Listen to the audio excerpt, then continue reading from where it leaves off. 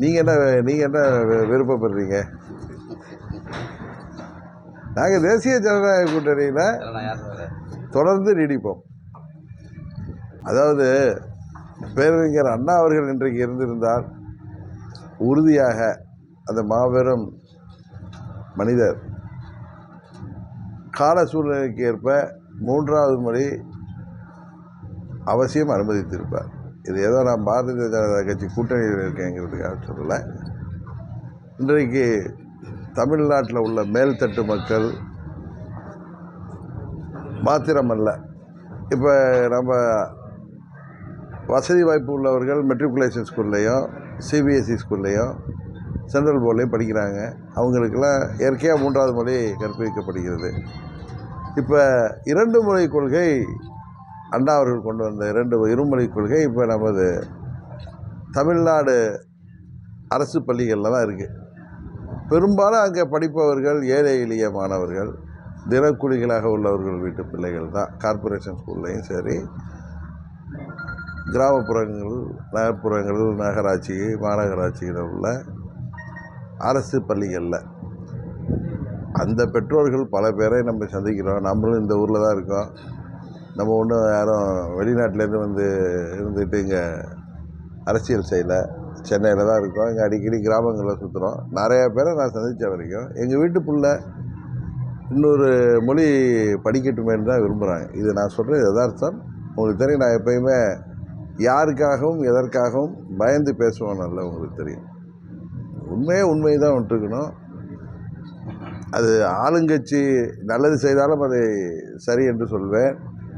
ஆளுங்கட்சி சரியாக நடக்காத விஷயத்தில் தைரியமாக எந்த பயமும் இல்லாமல் சொல்லுவோம். அது மாதிரி மத்தியில் ஆள்கின்ற கட்சி எங்கள் கூட்டணியில் இருந்தாலும், பிரதமர் மோடி அவர்கள் நாங்கள் மதிக்கின்ற இந்தியாவின் பிரதமராக இருந்தாலும், மத்திய அரசு கொண்டு வருகின்ற திட்டங்கள், இப்போ டங்ஷன் திட்டம் வந்துச்சு, அதை வேண்டாம் என்று நாங்கள் எல்லாம் அந்த மக்களின் ஆதரவு அளிக்கின்றதுன்னு அதை திரு அண்ணாமலை அவர்களிடம், திரு கிஷன் ரெட்டி அவர்களிடம் எடுத்து சொன்னால், திரு அண்ணாமலை அவர்கள் முழு முயற்சி செய்து அந்த திட்டத்தையே நிறுத்திவிட்டு வந்தார். உங்களுக்கு தெரியும்.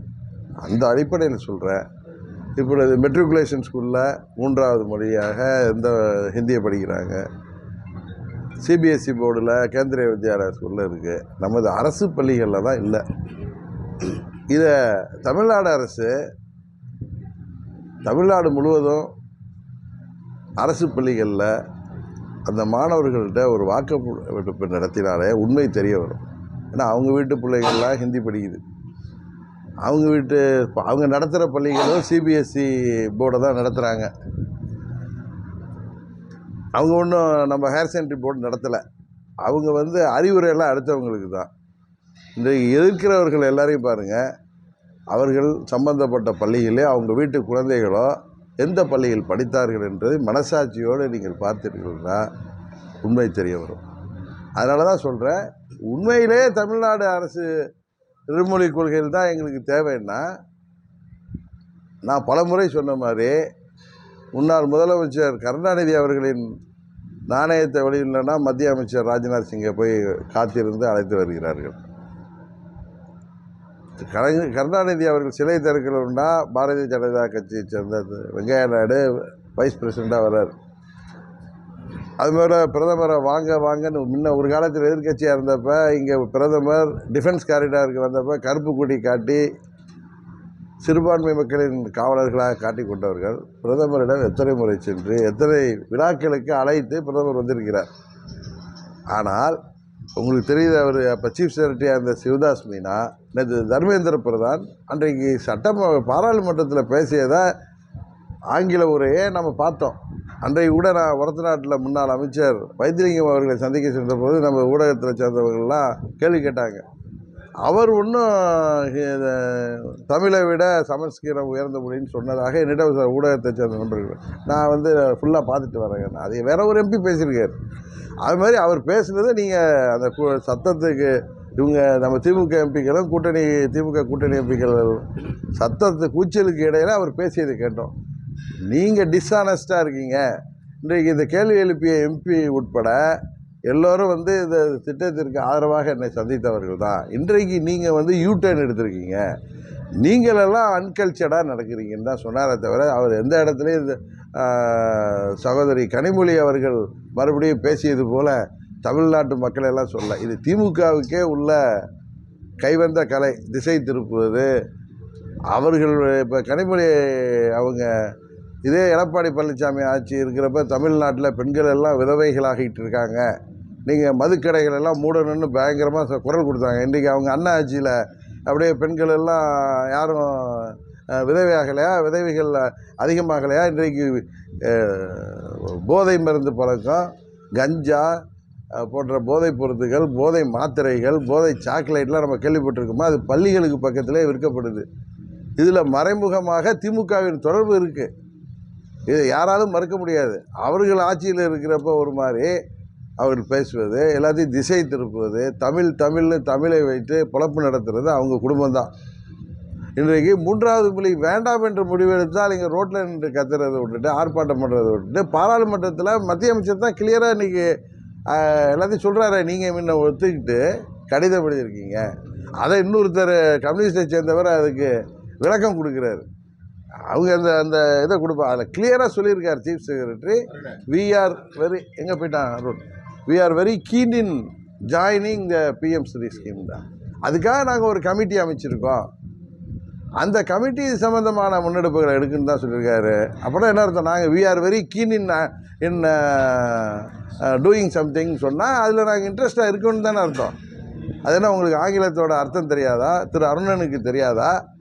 We are very keen in joining the ஸ்கீம்ங்கிறார். அதை கொடுப்பா, அதில் கிளியராக இருக்குது. அது இவங்க இஷ்டத்துக்கு மொழிபெயர்த்துக்கிறாங்க, இன்பிட்வீன் லைன் சொல்கிறாங்க. இது ரொம்ப வருத்தமாக இருக்குது இவங்க பேசுகிறது. 3வது மொழி எங்களுக்கு வேணாம், அரசு பள்ளியில் படிக்கிற பிள்ளைங்கள்லாம் அப்படியே இருக்கட்டும் அப்படின்னு நினச்சாங்கன்னா, இந்த இதுக்கு அவர் அருணன் பேசினதான் இது சொன்னாங்க என்கிட்ட கேட்குறதுக்கு முன்னாடி. We are very keen in establishing the school தான் பிஎம்-3 ஸ்கூல்ஸ்ன்னு சொல்கிறாங்க.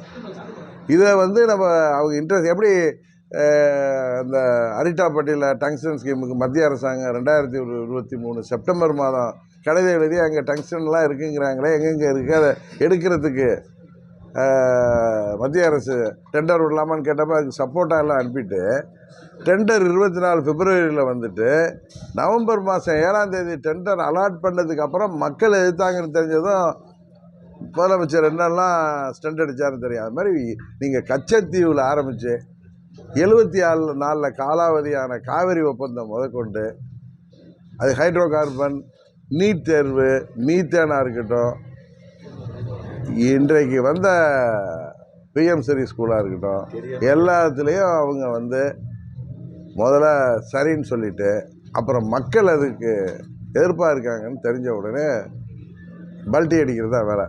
எந்த இடத்துலையும் மத்திய அமைச்சர் தமிழ்நாடு மக்களை பற்றி பேசலை. தமிழ்நாடு எம்பிஸ் அப்படின்னு தான் சொல்கிறார். அதை திசை திருப்பி விட்டு சும்மா அதுக்கு ஒரு ஆர்ப்பாட்டம், போராட்டம், இதுக்கெல்லாம் காரணம் என்ன? இந்த ஆட்சியில் சட்டம் ஒழுங்கு சந்திச்சிருக்குது.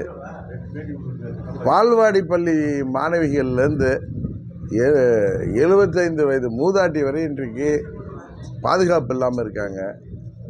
இவங்க இவ்வளோ நாகரிகத்தை பற்றி பேசுகிறாங்க.